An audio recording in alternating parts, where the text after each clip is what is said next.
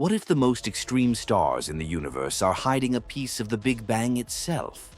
Scientists now believe that deep inside neutron stars, the ultra-dense remnants of exploded stars, there may exist a bizarre state of matter last seen just moments after the universe began.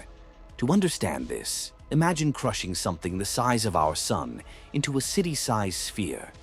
That's a neutron star. The pressure is so intense that atoms don't survive.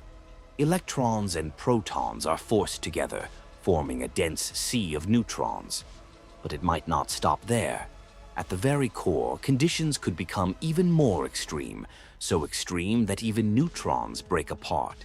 When that happens, their fundamental components, quarks and gluons, are released, forming what scientists call a quark-gluon plasma. This isn't just any material, it's the same primordial soup that filled the universe in the first fraction of a second after the Big Bang.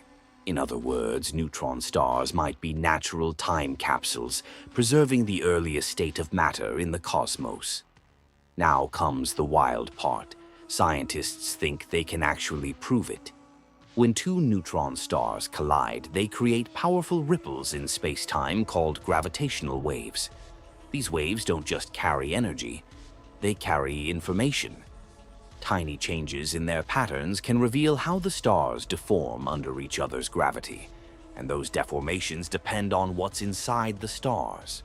By analyzing these signals in detail, researchers believe they can map the internal structure of neutron stars and potentially confirm whether quark-gluon plasma exists in their cores.